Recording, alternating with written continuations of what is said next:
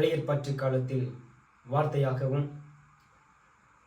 புதிய ஏற்பாட்டு காலத்தில் மாமிசமாகவும் இன்றைக்கு இந்த நாளில் இந்த நேரத்தில் நம்மோடு கூட பரிசுத்த ஆவியானவராய் இருக்கின்ற திருத்துவ கடவுளாய் இருக்கின்ற நமது ஆண்டவராகிய இயேசு கிறிஸ்துவுக்குள் மிக அன்பாய் நேசிக்கப்பட்ட உடன் விசுவாசிகளே, நண்பர்களே, சகோதர சகோதரிகளே, மீண்டுமாக கூட இந்த வலைதளம் வழியாக உங்களை சந்திப்பதிலே பெரும் மகிழ்ச்சி அடைகின்றேன். இந்த ஆசீர்வாதமான ஞாயிற்றுக்கிழமையின் இந்த அடியனுடைய நெஞ்சார்ந்த நன்றிகளையும் சோத்திரங்களையும் உங்கள் அனைவருக்கும் நான் தெரிவித்துக் கொள்கிறேன். நாம் இந்த சிறு வழிபாட்டினை நாம் ஆரம்பிப்போம். நம் தொழுகையின் ஆரம்பம் பிதா, குமாரன், பரிசுத்த ஆவியின் நாமத்தில் உள்ளது. ஆமென். திருத்துவ பண்டிகையான இன்று நாளுக்கென்று தியானிப்பதற்கென்று வாசிக்கும்படியாக கொடுக்கப்பட்டுள்ள வேத பகுதி அது பரிசுத்த யோவான் எழுதின நற்செய்தி 3வது அதிகாரம் வசனங்கள் 1 துவங்கி வசனங்கள் 17 வரையிலான வசனங்கள் தியானிப்பதற்கென்று கொடுக்கப்பட்டுள்ளது. அதில் அடியனாகி நான் சற்று நேர சிந்தனைக்கென்று தெரிந்து கொள்ளப்பட்ட வேத வசனங்கள் யோவான் 3:16 வசனத்தை வாசித்து தியானத்திற்குள்ளாக கடந்து செல்வோம். கடவுள் தம்முடைய ஒரே ஒரு பேரான குமாரனில் விசுவாசமாயிருக்கிறவன் எவனும் கெட்டுப்போகாமல் நித்திய ஜீவனை பெறும்படி அவரை தந்தருளி இவ்வளவாய் உலகத்தில் அன்பு கூர்ந்தார் என்றார் என்பதுவே. கடவுள் தம்முடைய ஒரே ஒரு பேரான குமாரனில் விசுவாசமாய் இருக்கிறவன் எவனும் கெட்டுப்போகாமல் நித்திய ஜீவனை பெறும்படிக்கு அவரை தந்தருளி இவ்வளவாய் உலகத்தில் அன்பு கூர்ந்தார் என்றார் என்பதுவே. அன்பானவர்களே, திருத்துவ ஞாயிற்றுக்கிழமையான இன்று இன்றைக்கு கடவுளின் ஞாயிற்றுக்கிழமையாக கூட அழைக்கப்படுகின்றது.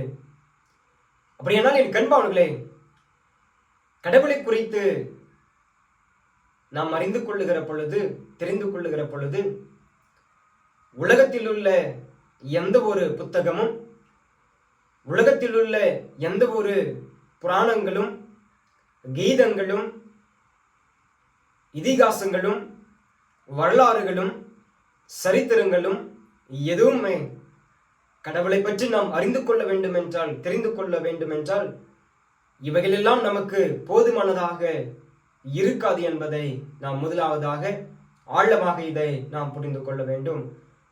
இந்த உலகத்தில் உள்ள எந்த ஒரு புத்தகமும், புராணங்களும், இதிகாசங்களும், கதைகளும், வரலாறுகளும், சரித்திரங்களும் எதுவுமே கடவுளை பற்றி நாம் முழுமையாக அறிந்து கொள்ள வேண்டும், தெரிந்து கொள்ள வேண்டும் என்றால் இவைகளெல்லாம் போதுமானதாக நமக்கு இருக்காது என்பதை நாம் முதலாவதாக புரிந்து கொள்ள வேண்டும்.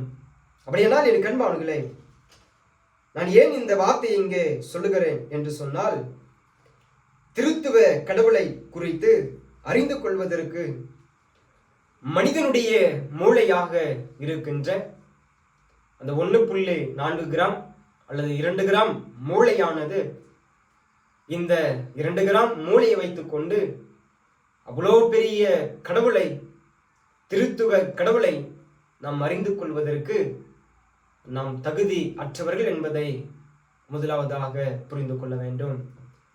அப்போ அதுதான் சில வார்த்தைகளை கூட சில நேரங்களிலே நாம் கேட்டிருப்போம், இந்த வார்த்தையை சொல்லியிருப்போம். எனக்கு தெரிஞ்சு நீ பிறந்தவன்டா, நீ எல்லாம் என் சுண்டு விரலுக்கு சமம், எட்டாத மூளைக்கு பட்டாணி மனிதனாக இருக்கிறான் என்று சொல்லி, பட்டாத மூளைக்கு எட்டாத மனிதனாக இருக்கிறான் என்று சொல்லி இந்த வார்த்தையை கூட நாம் சொல்லி இருப்போம், கேட்டிருப்போம். அப்படியானால் என் கண்பானுகளே, இவ்வளவு பெரிய சிறிய 2 கிராம் மூளை வைத்திருக்கின்ற நமக்கு இவ்வளவாய் இருக்கின்ற பொழுது, இந்த உலகத்தை எல்லாம் படைத்த கடவுள், அண்ட சராசரங்களை படைத்த கடவுள், எல்லாவற்றையும் படைத்த கடவுள், அகில உலகத்தையும் படைத்த கடவுள், அவருக்கு எவ்வளவாக இருக்கும் என்பதை நாம் புரிந்து கொள்ள வேண்டும்.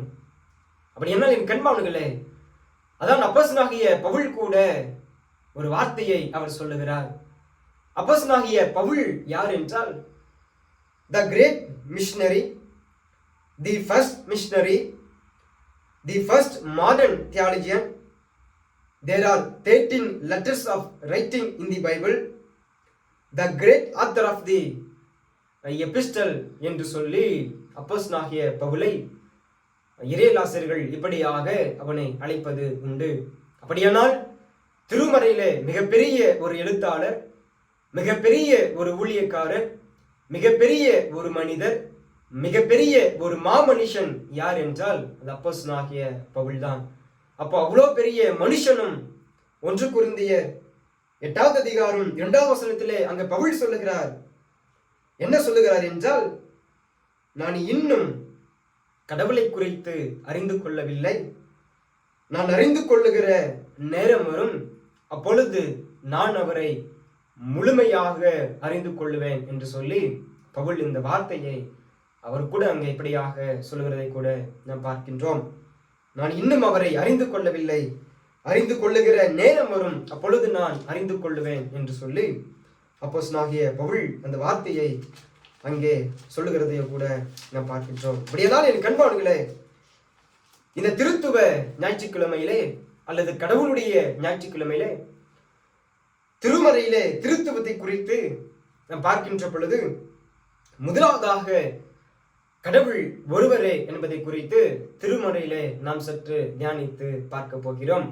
கடவுள் என்பவர் ஒருவரே என்பதை குறித்து நாம் இன்றைக்கு முதலாவதாக திருமறையிலே சற்று நாம் அதை தியானித்து பார்க்க போகிறோம். அதான் நமக்கு இப்படியாக சொல்கிறது. உபாகமம் 6வது அதிகாரம் 4வது வசனத்தை நாம் வாசிக்கின்ற பொழுது, இஸ்ரவேலே கேள், கடவுளே நம்முடைய கடவுள், கடவுள் ஒருவரே என்று சொல்லி, அப்ப கடவுள் என்பவர் ஒருத்தர் தான், ஒருவர் தான் என்பதை திருமறை நமக்கு இப்படியாக சொல்லுகிறதை நாம் பார்க்கின்றோம். அதுக்கடுத்து உபாகமம் 4வது அதிகாரம் 35வது வசனத்தை நாம் வாசிக்கின்ற பொழுது, கடவுள் ஒருவரே, அவரை அன்றி வேறு ஒருவரும் இல்லை என்று சொல்லி அந்த பகுதியும் அந்த வேதவசம் நமக்கு இப்படியாக சொல்லுகிறதை நாம் பார்க்கின்றோம்.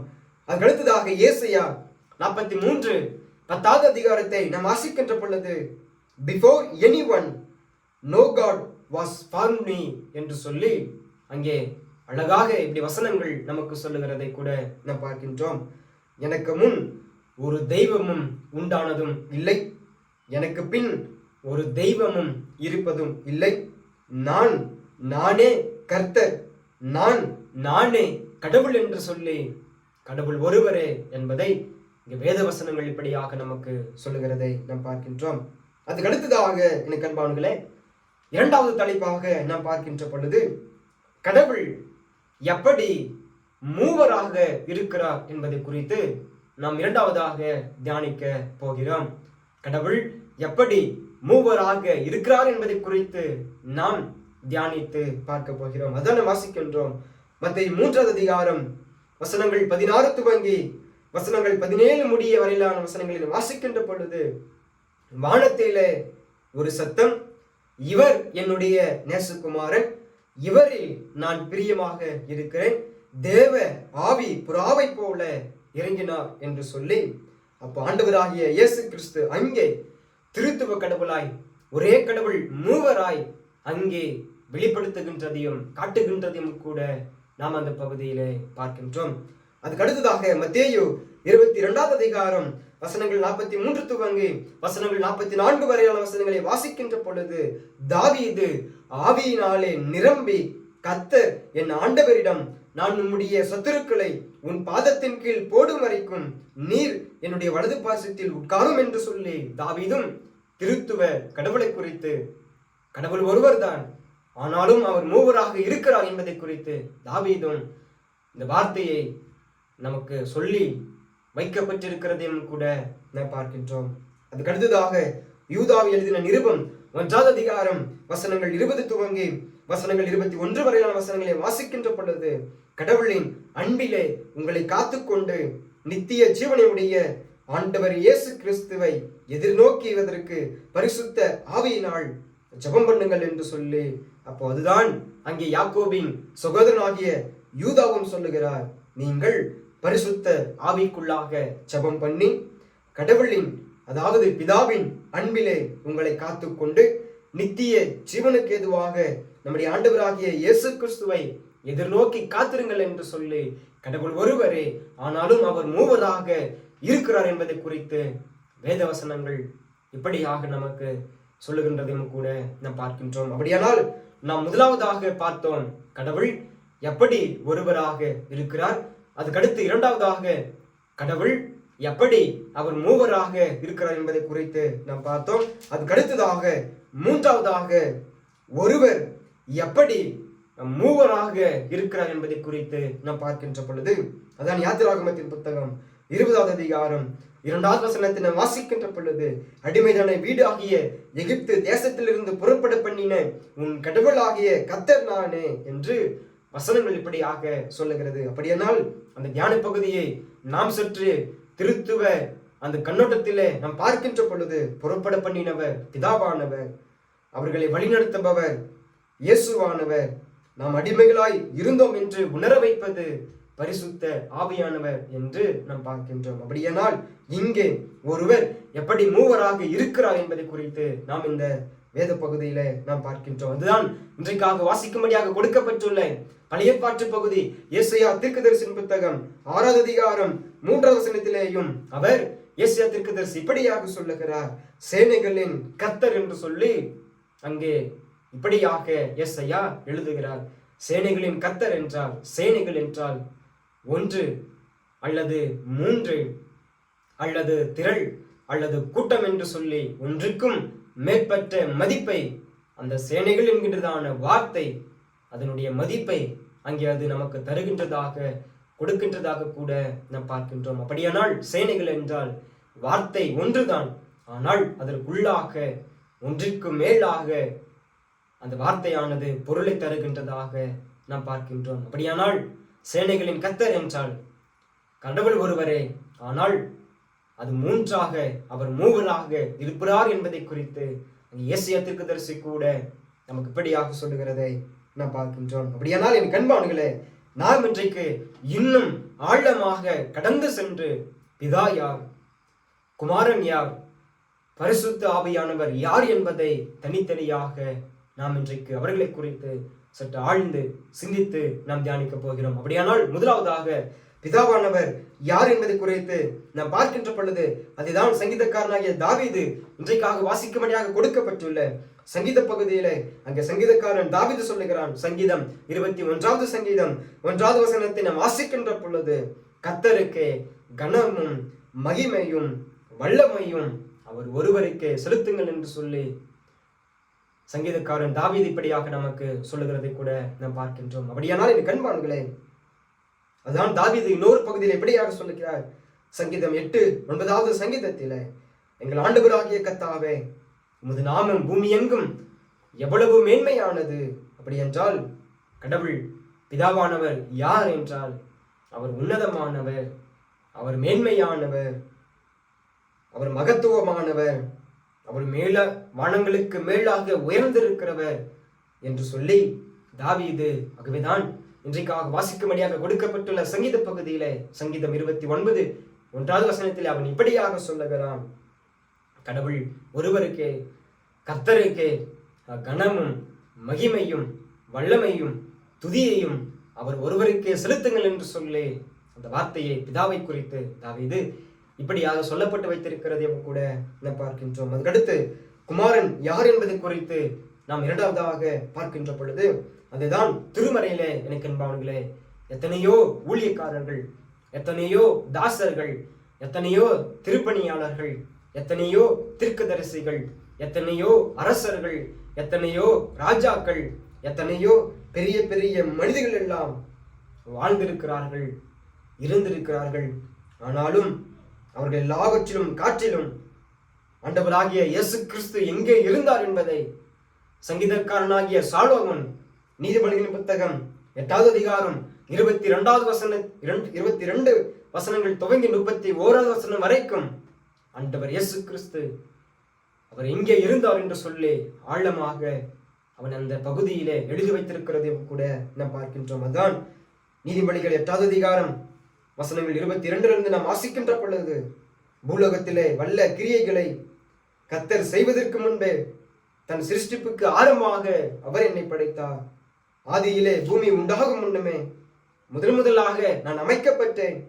பூமிக்கு அஸ்திபாரம் இடும் முன்னும் ஆழங்களும் நீர் ஊற்றுகளும் புரண்டு வரும் நீர் ஊற்றுகளும் மலைகளும் குன்றுகளும் வானங்களும் கடல்களும் ஆழத்தின் ஊற்றுகளும் உண்டாக்கப்படும் முன்னே நான் ஜெனிபிக்கப்பட்டேன் என்று சொல்லி குமாரன் யார் என்பதை அங்கே சங்கீதக்காரனாகிய சாலோமோன் மிக தெளிவாக ஆழமாக அவன் அங்கே எழுதி வைத்திருக்கிறதையும் கூட நாம் பார்க்கின்றோம். அதுக்கு அடுத்ததாக பரிசுத்த ஆவியானவரை குறித்து நாம் தியானிக்கின்ற பொழுது யோவான் எழுதின நட்சத்திர 16வது அதிகாரம் 8வது வசனத்தை நாம் வாசிக்கின்ற பொழுது அதுதான் நாம் கடந்த வாரத்தில் கூட அதை குறித்து நாம் சற்று ஒரு சிறிய பகுதியாக நாம் தியானித்தோம்.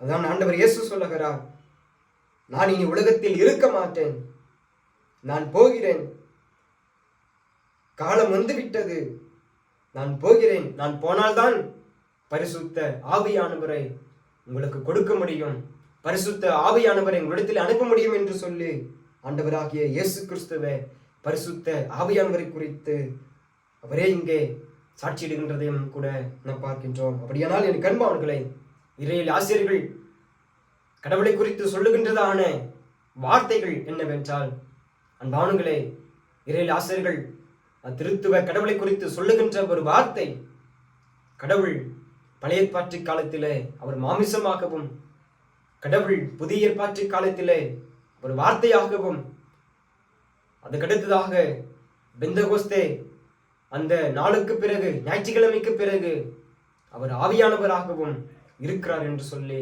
திருத்துவ கடவுளை குறித்து இப்படியாக இதில் ஆசிரியர்கள் நமக்கு சொல்லுகிறதையும் கூட நாம் பார்க்கின்றோம். அப்படியானால் பிதாவானவர் யார் என்றால் அவர் வானங்களுக்கு மேலாக வீற்றிருக்கிறவர்.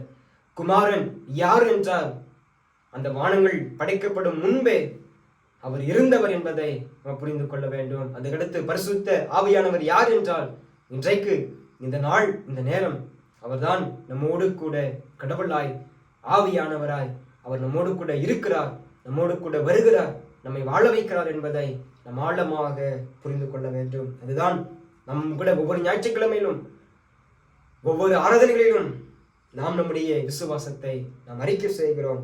என்ன அறிக்கை செய்கிறோம் என்றால், பரலோகத்தையும் புலகத்தையும் படைத்த சர்வத்திற்கும் அல்ல பிதாவாகிய கடவுளை நான் விசுவாசிக்கிறேன், அவருடைய ஒரே ஒரு பேரான குமாரனும் நம்முடைய ஆண்டவருமாகிய இயேசு கிறிஸ்துவை நான் விசுவாசிக்கிறேன், பரிசுத்த ஆவியானவரையும் நான் விசுவாசிக்கிறேன், அவர் மூலமாய் பாவ மன்னிப்பும் உயிர்த்தெழுதலும் நித்திய ஜீவனும் உண்டென்று விசுவாசிக்கிறேன் என்று சொல்லி நாம் கூட ஒவ்வொரு ஆராதனைகளும் இந்த விசுவாசத்தை அறிக்கை செய்கிறதும் கூட நாம் பார்க்கின்றோம். அதுதானே நிச்சய விசுவாச பெருமானம் கூட இன்னும் ஆழமாக அது சொல்லுகிறது, ஒரே கடவுளை நான் விசுவாசிக்கிறேன், ஒரே கடவுளை விசுவாசிக்கிறேன் என்றார் பிதா குமாரன் பரிசுத்த ஆவியானவரையும் விசுவாசிக்கிறேன் என்று சொல்லி நிச்சய விசுவாச பெருமானமும் நம்முடைய விசுவாசத்தின் வழியாக நாம் அதை அறிக்கை செய்கிறதும் கூட நாம் பார்க்கின்றோம். அப்படியானால் என் கண்பாவன்களே, அதான் இன்றைக்காக நமக்காக தியானிக்கும்படியாக கொடுக்கப்பட்டுள்ள யோவான் எழுதின நட்சத்திர 3வது அதிகாரம் 16 வசனத்திலும் கூட அந்த வார்த்தை அந்த வசனம் இப்படியாக சொல்லுகிறது,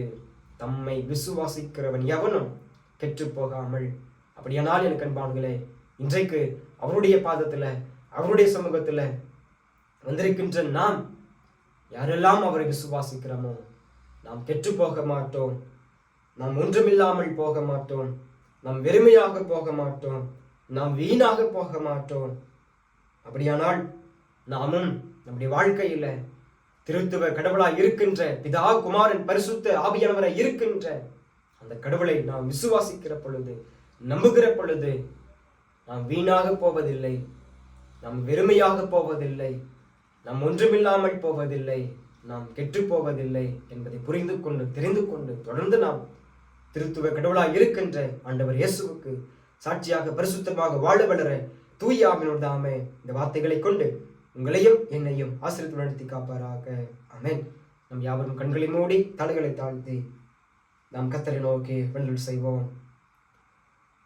அன்பின் ஆண்டவரே, பிதா குமாரன் பரிசுத்த ஆவியாகிய திருத்துவ கடவுளை ஒன்றாகி மூன்றாகி மூன்றாகி ஒன்றாகி ஒன்றாகி உயிராகி உயிராகி வாழ்வாகி, வாழ்வாகி மெய்யாகி, மெய்யாகி உள்ளாகி, உள்ளாகி வாழ்வாகி நித்திய ஜீவனாகி இன்றைக்கும் என்றைக்கும் எங்களோடு கூட வாழ்கிறவரும் வருகிறவும் வாழ்வை தருவருமாகிய திருத்துவ கடவுளை நன்றோடு துதிக்கிறோம், சோத்தரிக்கிறோம் கர்த்தாவே.